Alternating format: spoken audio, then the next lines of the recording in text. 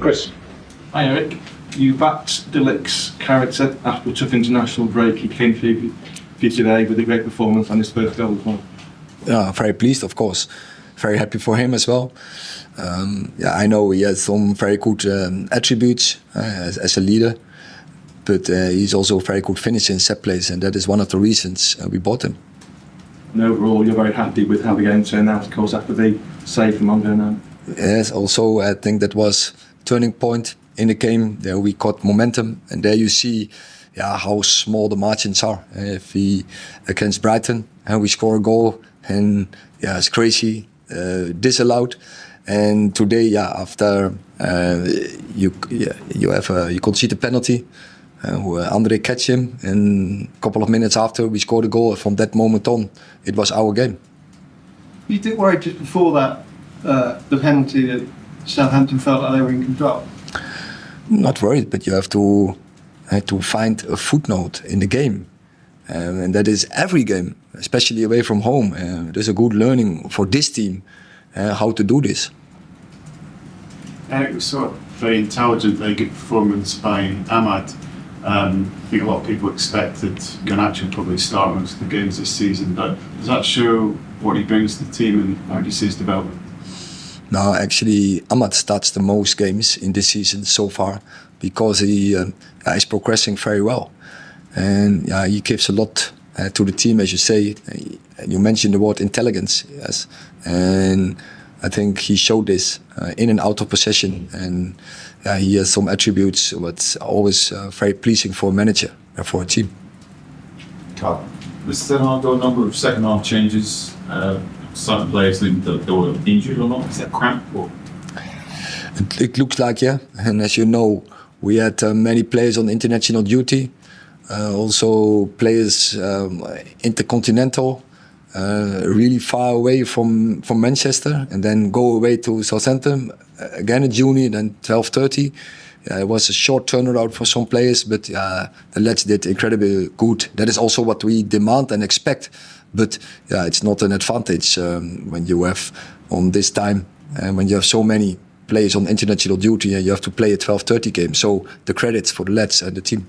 You said before the Community Shield, your team will take time to come together. Maybe do you feel as if they're coming together better now? I definitely do see in the games from the Community Shield on that this team is growing, but still needs time. And we have to build this team, but I'm sure we will get there. But it will be hard work, but you see from game to game the improvements. Erik, it felt to me after the Liverpool game that Marcus Rashford came in for an unfair amount of stick, considering the amount of chances he created. But today, after he scored, you can almost see the confidence grow in him visibly. How important was that moment in today's score attack?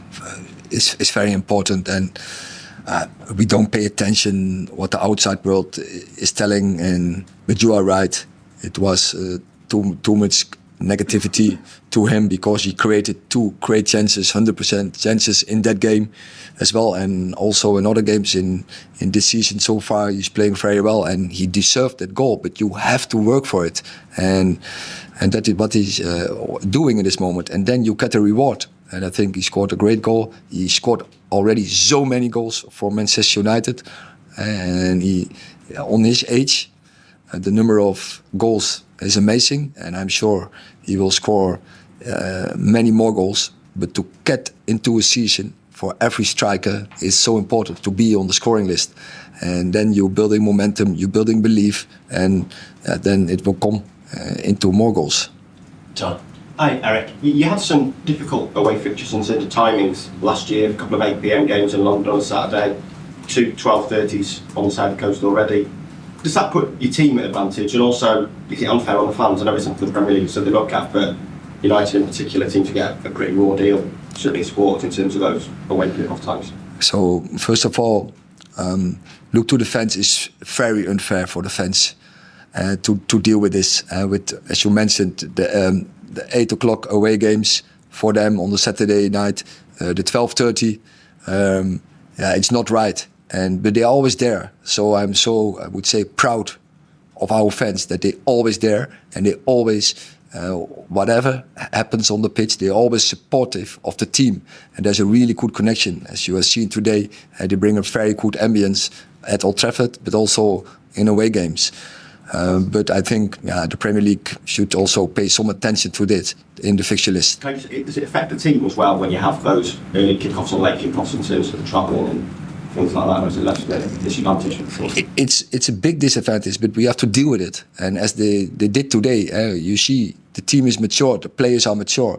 It doesn't matter, we always have to win.